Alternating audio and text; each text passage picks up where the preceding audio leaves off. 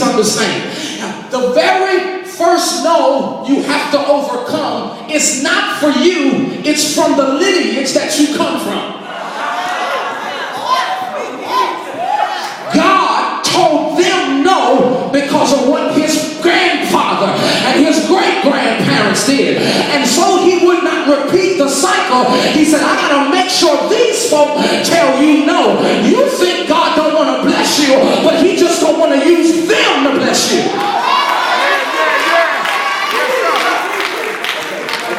Okay, you're not hearing me. See, if you get in the Sutton and you stay there too long, then you're going to make a temporary place your home, and God can't bless you on the road where you're supposed to take it to get to somewhere.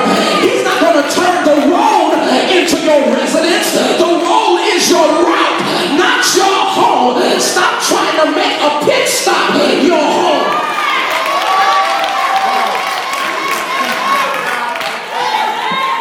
Your neighbor and tell them, say, it's just a pit stop. Tell them, it's just a pit stop. Just a pit stop. You angry at them. And the reason why they told you no was because the Lord is ordering your steps. I want to remind you again, if somebody else comes and gives you exactly what God has promised you, then you've got to by right give that person the credit. And God don't want to share his credit with anybody. So you on the road that you on, and the first thing you got to do is overcome a no. Because God don't want nobody to take credit for what he's purposed. Shake somebody's hand and tell them, no credit to you. No credit to you. As a matter of fact, just so that they'll get used to it, tell the person on your road, say no. That wasn't the right person. Turn around and tell. See, I know. See, in church, we always expect a yes. But you need to thank God for every no. Listen, what would have happened if you slept with him? You have AIDS like he do. What would happen if you married him? You'd be the one on the phone talking about he beating me up. You need to thank God for every no.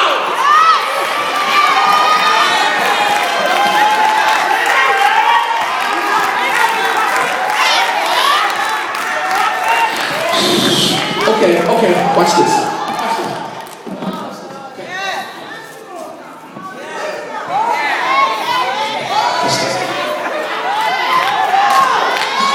Listen, can we just pause? I know we gotta go. I promise, I'm gonna get us out a good time. But I know we gotta go. But can we pause for a moment? I know we're used to shouting over the yes, but today I want to know, is there anybody who can look back over your life and say, Lord, I'm thank you because you didn't let that happen.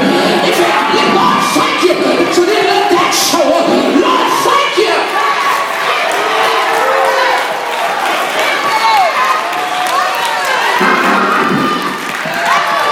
Let me help you preach right here. Shake somebody's hand close, look them right in the face, and tell them, say, listen, tell them you need to praise him because of what he didn't do.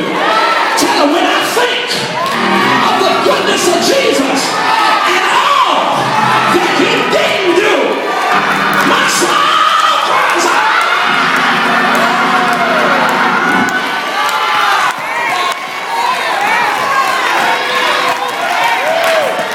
Throw your hands up over your mouth and just say thank you.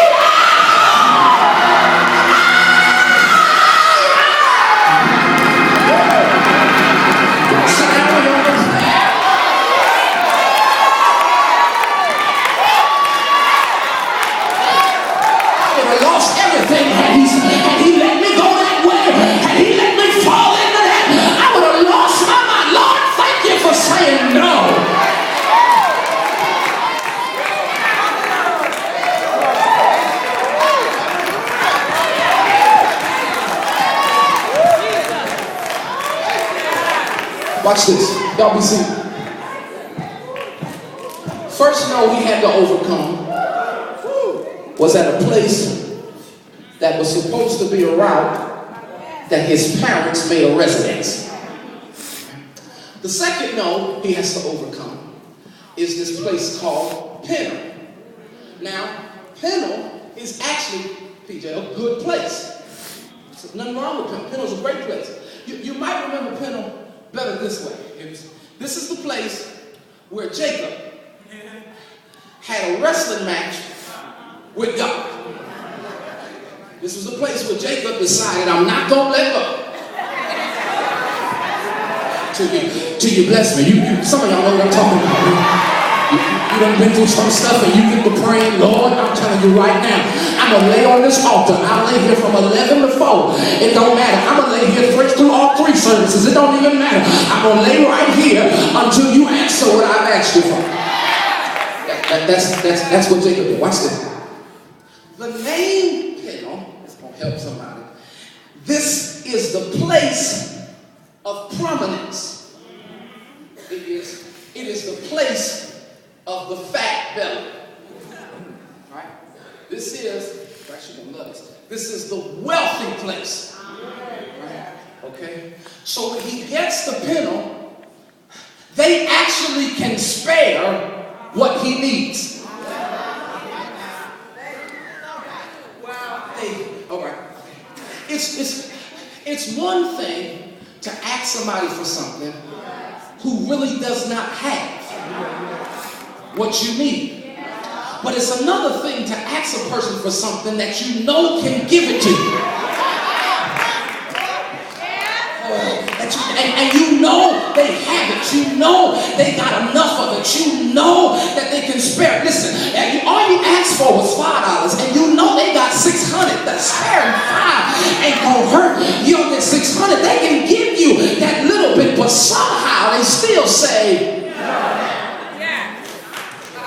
now, I need to show you how messed up this is for Gideon, because it's not as if he's out of God's will. He's walking the steps of a good man, ordered by the Lord, and he delighted in his way. He's doing what God told him to do. And the first encounter he has with people who he expects to be a blessing, they are a burden. Our issue is we think that after we get the word, we ought to immediately, get the return. Somebody shout, it goes deeper than that. Now, I need to set you up for this, because when this person says no, he says, all right, Paul says no, he says, I'm going to tear y'all flesh. I'm going to kill you. It's just no other way to say that. I was studying last night, I was trying to find a different word to make that lighter. But the reality is, he just says, okay, you want to help me? No problem, I'm going to kill you. I'm going to kill you. And can I just be honest? I bet it felt good when he told him too. I bet it felt good. Now some of y'all want to be super holy and so sanctified, but you do know, sometimes it do feel good to let somebody have it, you know? I didn't say don't do it. I'm just telling you how you feel sometime after somebody gets on your nerves and you want to lash out. Some of y'all went to work on Friday. I'm telling you right now, if this one say something to me today,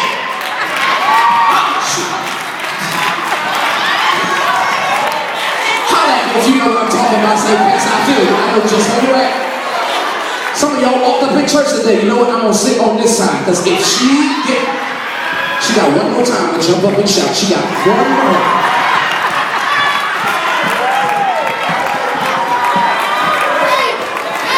Y'all know I'm telling the truth. You know I'm telling the truth. So he gets to this place. People tell him now, all right. He tells them, I'm going to tear down your tower. I'm going to tear down your tower. Now, after he gets this second no, all right, he then goes after the enemy. Please hear me, all right? After he got the first no, he wasn't going after the enemy, he was going after a yes. After he gets the second no, he fixes his mind off of the people and says, let me get back to doing what I'm supposed to do.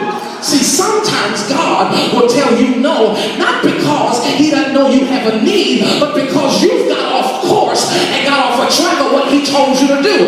He sent you after chasing the enemy, not to be trying to find food for yourself. I told y'all